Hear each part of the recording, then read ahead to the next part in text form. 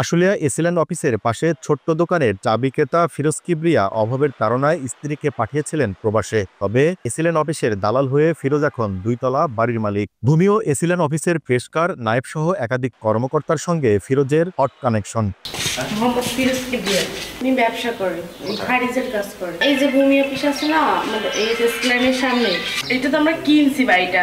কাজীমুদ্দিনের বাড়ি ছিল, তার বাড়ি আমরা কিনছি, আমার শ্বশুর কিনছে ধরেন 2-2.5 বছর আগে। আমার বউ বিদেশ গেছিলে, বিদেশে কিছু টাকা আনছে, 2 বছর থাকিয়েছিলে।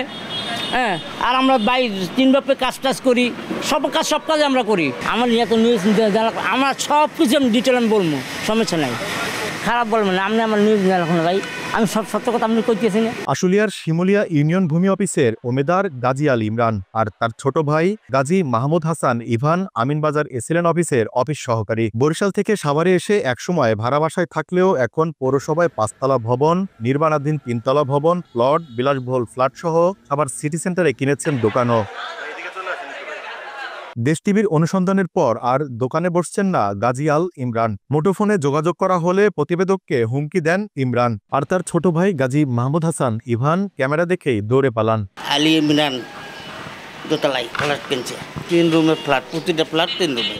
বাড়িওয়ালা 6 তলায় আছে, ওনার আছে, মাঝে মাঝে এসে থাকেন। আমি জানি যে ওনার অন্য জায়গায় ফ্ল্যাটও আছে, 6 তলায় ওনার করা আছে, ওই রুমে মাঝে মাঝে আসে। আপনারা কি আমাকে কোনো টাকা দাবি করতেছেন? তাহলে এমন হয়রানি কেন করতেছেন? আপনারা আমাকে হয়রানি করতেছেন, বারবার এই যে ডিস্টার্ব করতেছেন, এগুলোর বিরুদ্ধে কিন্তু আমি ব্যবস্থা নেব ভাই।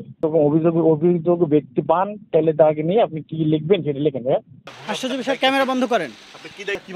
শিমুলিয়া ভূমি অফিসের সামনে কম্পিউটার দোকানগুলোতে খারিজ আবেদনকারীরা সাংকেতিক চিহ্ন দিয়ে নায়েব এবাইদুর রহমানের কাছে ফাইল পাঠান। পরে চিহ্ন মিলিয়ে কাজ করেন নায়েব, আর না থাকলে সেটিকে বিভিন্ন অজুহাতে ফিরিয়ে দেন তিনি। টাকা নিয়ে কিছুক্ষণ আগে একটা ছেলে আপনাকে টাকা দিল, আমার কাছে ভিডিও আছে। এটা কিসের টাকা নেন?